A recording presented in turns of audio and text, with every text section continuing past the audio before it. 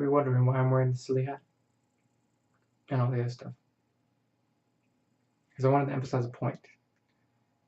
That for me, it's not like other people, but for me, I've decided that it's a pirate's life for me.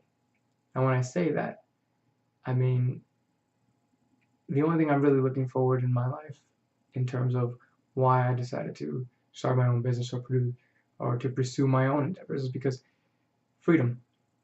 The freedom to know that you have the availability to do something on your terms. Like, obviously there's restrictions for everything and there's rules everybody has to follow, but for the most part, that you're making it of your own accord, that you're going about it in a way that you chose to do it. And it's not you're spending your life making money for some other guy or girl.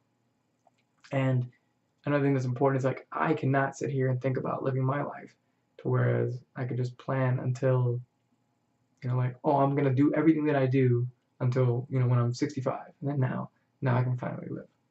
Like, no. I've talked to a lot of financial analysts, and most of them pretty much say that unless you're putting in like triple or quadruple what you're expecting to put in, you're not going to see anything in this, in the Social Security or your retirement. Like, it's just not going to be there for you. More likely, there could be a crash. Like, you never know what can happen. You don't have tomorrow's not guaranteed. So why am I planning for that? Like, I'm not saying you don't plan for tomorrow, but why am I planning for 65? Like, my body's not gonna be in that shape. I was in the military for this would be 13 years, so I did 8 years active duty. Like, that's a long time. My body is not gonna be at peak when I'm 65 years old. I mean, statistically, most people don't make, and they're trying to push the age back, like retirement and stuff like that. Most people don't make it past 72, like especially people who serve in the military. Like, you just don't. And a lot of those guys retire, they get out, done. Like 5 years later, in the grave. Not me. I'd rather just work until the day I drop. I'd rather know that everything that I put in is something that puts out. And, I've done pretty well so far. And I just keep thinking, like, man, I've done that with minimal effort. So imagine, like, I shouldn't say minimal effort. What I mean is that what I've done is you have to put in what you, like, any job you go to. Like, if you're working at Burger King, you should be the best drive-through guy. If you're working at the cash register, you should be the best at that. If you're the manager, you need to be the best at management for whatever it is. Learn your thing and do that thing while you're doing it.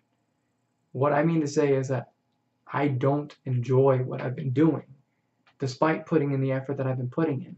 Imagine if I was enjoying what I was doing, the effort that I would put towards that. If I've done what I've done without the enjoyment, if I've done to this point successfully, imagine what I could do later. And so I just kind of look at it that way. You probably can't even take me seriously with this thing on, so I'm just going to go ahead and just go super back to normal. But that's the point is, it's very difficult for someone to do those things where you're going to say to yourself, how do I get from point A to point B and not, completely lose my mind. So that's pretty much how I look at it. And I don't feel like I have to work towards that goal, that I'm gonna one day I'll hopefully be able to make it. Like, no, I'm gonna make it now. I'm gonna make it now. And whether that's, you gotta figure it out. If there's no set pattern to follow, make your own. There's no we set our own limitations for ourselves. We sit here and we say, oh, I can't do that, or this person can't do that. Oh, we'll ask somebody and they'll say, oh, well, have you thought about this? And then you feel like kind of conflicted. Don't do that. Don't tell anybody what you're doing. I learned that from personal experience. Don't tell anybody what you're doing. Just do it. Do what you're going to do. That's why I haven't put anything out here. Just do what you're going to do. And then when you do it, you can say, I did it. And you did it for you, not for anybody else. Not to prove anything to anybody else, but because you needed to do it for you. The same way I need to do it for me and for my family. And so, make that happen.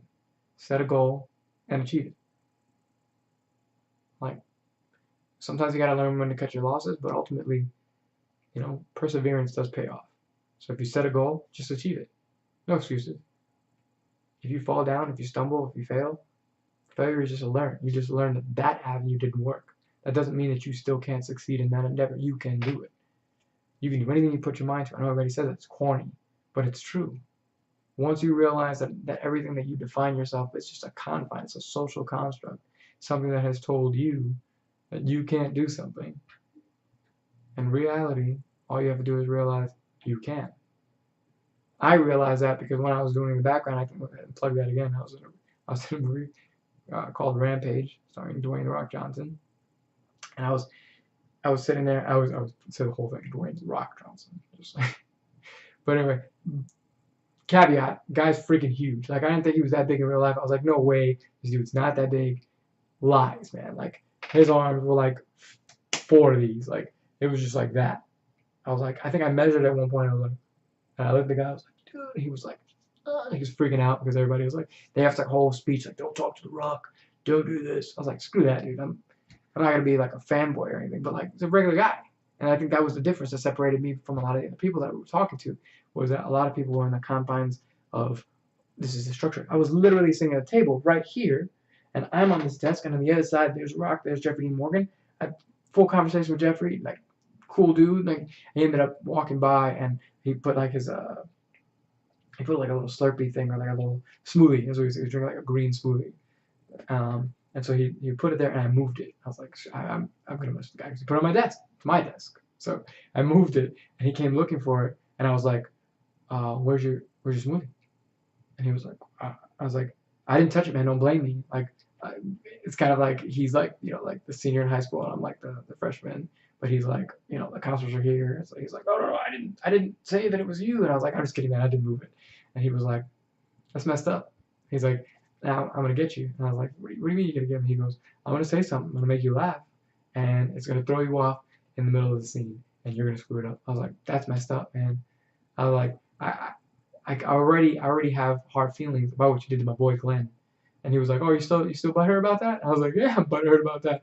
And he said, okay. So like a couple minutes later, we were doing a scene, and the scene got jacked up, and he starts tapping on my desk and doing like the Negan whistle and walking by. I was like, too soon, bro, too soon. So Jeffrey Dean, awesome guy. So anyway, the reality was it was literally inches. You know what I mean? Like it was a desk, it was a piece of wood there. It was nothing separating me from being on the other side. And I realized the only thing that was separating me from being where I was to where they were was my own limitations that I set. Obviously, there's a way to go about it. I just have to figure out what that way is and achieve that. Set a goal, achieve the standard. But don't sit here and think that it's impossible for you. Somebody else did it. Even if nobody else has done it before, it doesn't mean you can't be the first person. Or if somebody has done it before, it doesn't mean you can't do it better or different. I mean, somebody will say, oh, you can't open a restaurant here. Why? I got tons of burger places. So what? There's burger places all over the place. So why can't you do that? Because somebody else has a burger stand, you can't open a burger stand? What if yours tastes better? Or what if yours is different? What if the guy has regular wheat buns and you have, you got the potato buns, or you got the gluten-free bun, whatever you want, or even pretzel bun. Those are awesome. But it's all in how you look at something. You say to yourself, I can do that, or I want to do that. And at any point in your life, you can decide, I don't want to do this anymore. I want to do that. You can do it. It's not gonna be easy. You can't just drop everything you do and just, and you can't just roll the dice and say, like have a plan, think about it, plan, and then execute that plan. And then that'll come into place. But you gotta do your homework. I think the biggest lesson that I've ever learned in my life as I've gotten older was that perhaps I wasn't just challenged enough when I was a kid, but like I've worked better in those types of environments when I'm challenged. So a lot of the things that I've achieved, I've learned from major stumbles. Where when it was easy, is like, this is good, follow through. Like the military was, I shouldn't say it's easy because it's not, but there are certain aspects of it that are easy. Like for example, get up, be at this place in the right time, the right uniform, and that's it. You're done. Like for the most part, all you have to do is be in the right place, at the right time, wearing the right thing, and just do what you're told. And that's it. And that's great. It's great for teaching discipline. It's great for teaching, for getting routines and all that. It was great. I learned a lot from it. But ultimately, there came a point where I grew out of that. And I said, now I need to do this for myself. Now I can't follow somebody else's lead. I need to lead. And I think, when I became an NCO, that was one thing that was, how do you do that? And I think that was one of the reasons that I loved the NCO Corps, was because you had that ability to do that. And I'll get into a conversation about that and another thing. But being an NCO, like that was it. Like you were able to control that environment, at least to a degree. And then once I was able to realize that it was time for me to progress in a different way, then I got out of the military. I did something else. Like there's no hit on it. Like I still stood active duty because I couldn't hang the boots up, or I transferred from active duty to the reserves because I couldn't hang the boots up completely. Like I got out, and then last minute, like I was the day before my ETS leave, which was like the end of my term limit leave. I was like, I need a unit, and I got a reserve unit. I just wanted to do it for a year, and I ended up signing up for another 6 years. But that's not the point. The point is, you decide where you go. You decide what's effective for you, and like just when you realize that, it's like the greatest epiphany you've ever had in your life. All of a sudden, you realize that anything you could imagine is fully within your grasp. It just takes work. It takes effort. It takes anxiety attacks. It takes headaches. It takes sweat, blood, tears. It's gonna suck. But that payoff, when you finally when everything starts lining up, or when you finally figure out that it's there, it's achievable, you can see it, you can grab it, and then it's there. It's worth it. It's totally worth it.